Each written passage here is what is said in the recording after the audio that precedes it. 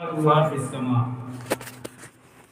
تبارک و تعالیٰ نے قرآن مجید میں ارشاد فرمایا کہ اے لوگو، کیا تم نے نہیں دیکھا، اے لوگو کیا تم نے نہیں دیکھا کہ ہم نے کیسی مثالی پیش کی ہے ان پاکیزہ لوگوں کی۔ اے لوگو کیا تم نے نہیں دیکھا کہ ہم نے کیسی مثال پیش کی ہے ان پاکیزہ ہستیوں کی، ان پاکیزہ لوگوں کی، اور ان پاکیزہ لوگوں کی باتوں کی، اور وہ جنت میں لگے ہوئے پاکیزہ درخت کی مانند ہے جن کی شاخ دنیا میں پھیلی ہوئی ہے۔ سبحان اللہ۔ اللہ کے رسول صلی اللہ تعالیٰ علیہ وسلم نے ارشاد فرمایا کہ ہم اہل بیت اطہار جنت میں لگے ہوئے درخت ہے جس کی شاخیں اللہ نے دنیا میں پھیلا دی۔ اس آیت کریمہ کے حوالے سے مفسرین کرام نے لکھا کہ اس آیت مقدسہ میں اللہ تبارک و تعالیٰ نے جن پاکیزہ ہستیوں کا ذکر کیا ہے، جن پاکیزہ ہستیوں کی بات کا ذکر ہے، وہ اور کوئی نہیں بلکہ پنجتن پاک ہے۔ سبحان اللہ۔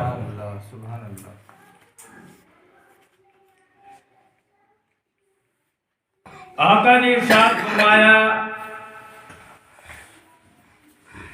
کہ دنیا ختم ہو جائے گی، جنت میں لوگ چلے جائیں گے، جہنم میں چلے جائیں گے۔ آقا نے فرمایا جنت میں ایک بازار لگے گا، ہفتے میں ہر جمعے کے دن آقا نے فرمایا جنت میں کیا لگے گا؟ ایک بازار لگے گا۔ آقا فرماتے اس بازار میں آلو پیاز کاندا نہیں بکیں گے، آقا فرماتے اس بازار میں صورتیں بکے گی۔ آدم کی صورت ہوگی، عیسیٰ کی ہوگی، موسیٰ کی ہوگی، ابراہیم و اسماعیل کی ہوگی، اسحاق کی ہوگی، یعقوب کی ہوگی۔ آقا فرماتے ہر جمعے کے دن جنت میں بازار لگے گا، اس بازار میں صورتیں بکے گی۔ آقا نے فرمایا جنتی براق پر سوار ہو کر اس جنت میں خریدی کرنے کے لیے پہنچیں گی، خریداری ہوگی۔ آقا فرماتے ہیں ایک بندہ دکان پر جائے گا، اسے یوسف علیہ السلام کی صورت دکھائی جائے گی، اس بندے کو یوسف کی صورت پسند آئے گی۔ آقا فرماتے ہیں وہ جنتی بندہ اس دکان کے اوپر جو فرشتہ بیٹھا ہوگا اس سے کہے گا اے فرشتے یہ بتا کہ اس صورت کی قیمت کتنی ہے؟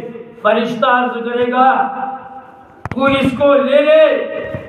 جب وہ بندہ حضرت یوسف علیہ السلام کی صورت کو لے لے گا، آقا فرماتے جنت میں اسی دکان پر ایک بہت بڑا آئینہ ہوگا۔ جو بندہ جس نبی کی صورت کو پسند کرے گا اسے لے لے گا، آئینے میں دیکھے گا، اس کی صورت اس نبی کی صورت پر تبدیل کر دی جائے گی۔ آئینے میں دیکھے گا یوسف کی صورت پسند آ گئی، بندے نے لے لیا، آئینے میں دیکھا اس کی شکل ہو بہو حضرت یوسف علیہ السلام کی صورت پر ہو جائے گی۔ آقا نے فرمایا وہ تصویر وہ صورت ایسے مفت میں نہیں بکے گی۔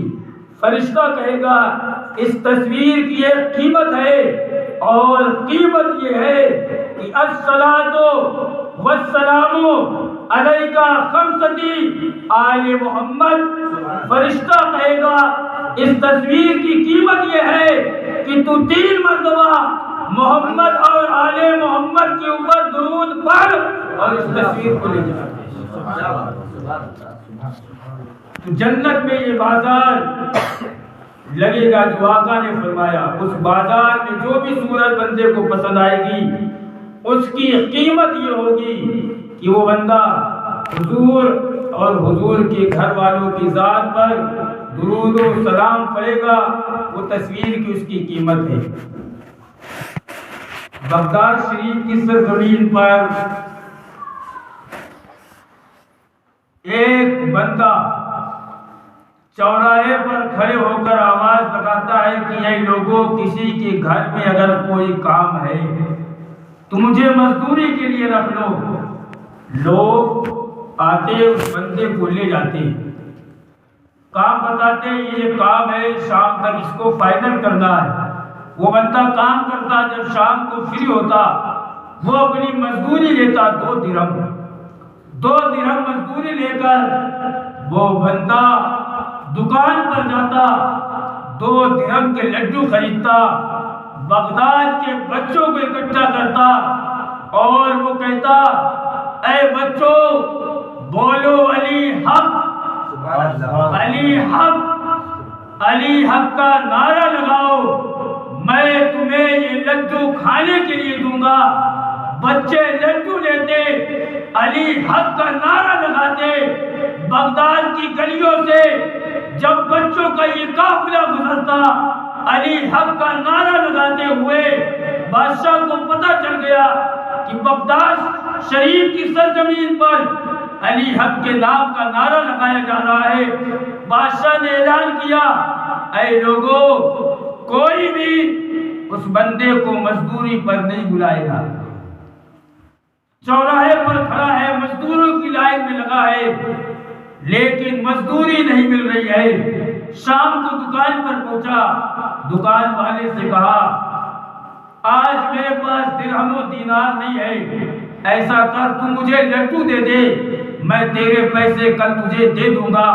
دکان والے نے کہا بابا اگر تمہارے پاس پیسے نہیں تو میں تمہیں ادھار لڈو نہیں دے سکتا، تم کون ہو میں تمہیں نہیں جانتا۔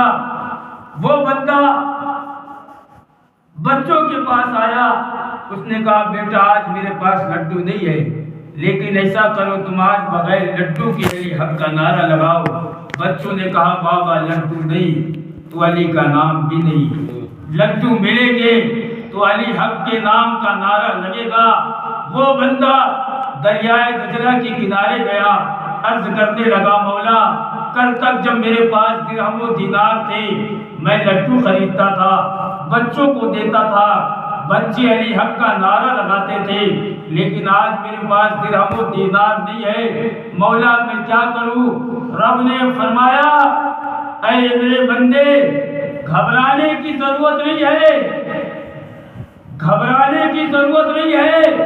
اسی دریائے دجلہ کے کنارے تو ریت کے محلات تعمیر کر اور اس محلات کو تو بیچ دے، جو بندہ تیرے ریت سے بنے ہوئے محلات دنیا میں لے گا میں اسے جنت میں ویسا ہی محل عطا کروں گا۔ وہ ریت کا گھروندا بنانے والی شخصیت اور کوئی نہیں بلکہ حضرت بہلول دانا کی ذات ہے، جس نے سمندر کے کنارے بیٹھ کر ریت کا گھروندا بنایا۔ پھر حضرت زلیخا نے اس ریت کے گھروندوں کو خریدا۔ پھر ہارون رشید نے خواب میں دیکھا کہ جنت میں زبیدہ کے نام کا ایک محل ہے جس کے اوپر کسرے زبیدہ لکھا ہوا ہے۔ ہارون رشید نے پوچھا زبیدہ میں نے یہ محل دیکھا ہے خواب میں۔ حضرت زبیدہ نے کہا کل میں نے بہلول دانا سے دریائے دجلہ کے کنارے ریت سے بھرا ہوا گھروندا خریدا تھا۔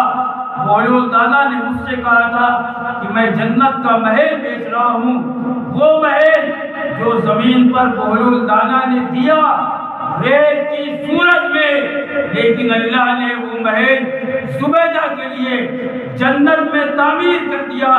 کہنے کا مطلب یہ ہے پیارے کہ مولا کائنات اور مولا علی کے گھر والوں کی شان تو اتنی اونچی ہے کہ بندہ زندگی بھر اگر محنت و مشقت کرتا رہے، کتابیں پڑھتا رہے، کتابیں پڑھ کر وہ اپنی زندگی کی آخری سانس بھی کتاب کے حوالے کر دے، تب بھی وہ پنجتن پاک کے مرتبے کو نہیں پہچان سکتا۔ نبی کے گھر والوں کے در سے جو بندہ لگ جاتا ہے، اللہ اسے ایسی طاقت عطا کرتا ہے کہ جس چیز کے لیے وہ دنیا میں اس سے وعدہ کر لے، اللہ جنت میں اسے پوری فرما دیتا ہے۔ حضور اس دنیا میں آئے، آپ دنیا کے کسی بھی عالم سے سوال کرے کہ جب حضور کی ولادت ہوئی تو کیا حضور کو غسل دیا گیا؟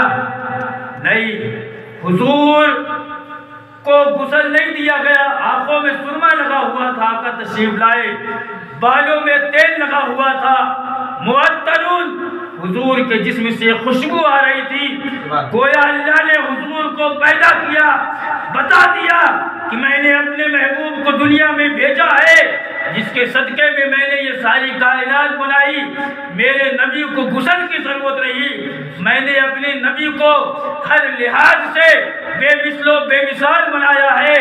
علی کعبے میں پیدا ہوئے، کعبے سے معتبر مسجد دنیا کے اندر اور کوئی نہیں۔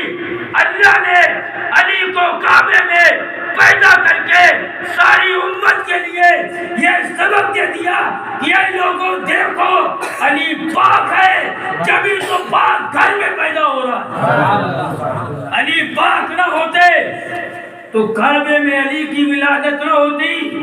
فاطمہ پیدا ہوئی، آپ فتویٰ بلا لیجئے کہ ساری زندگی کوئی عالم ایک ضعیف حدیث مجھے بتا دے کہ زندگی میں حضرت فاطمہ کی ایک بھی نماز قضا ہوئی ہو۔ ہر عورت کے اوپر پابندی ہے کہ وہ مہینے کے پورے نماز نہیں پڑھ سکتی، لیکن حضرت فاطمہ کی ساری زندگی ایک بھی نماز قضا نہیں ہوئی۔ گویا اللہ نے بتایا یہ جو پنجتن پاک ہے یہ ویسے ہی پاک ہے جیسا قرآن پاک ہے۔ کوفہ کی سرزمین پر کوہرام مچ گیا کہ علی کے گھر میں علی کا بیٹا حسن پیدا ہوا، جو بڑے شرمیلے ہیں، تقریریں نہیں کرتے۔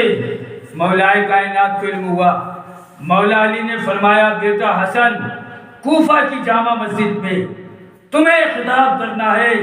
حضرت حسن نے عرض کیا بابا جان، حضور نے فرمایا انا مدینۃ العلم وعلی بابها، میں علم کا شہر ہوں، علی اس کا دروازہ ہے۔ بابا جان، علم کے شہر کے دروازے کے ہوتے ہوئے میں کوفہ کی جامع مسجد میں تقریر کیسے کر سکتا ہوں، خطاب کیسے کر سکتا ہوں؟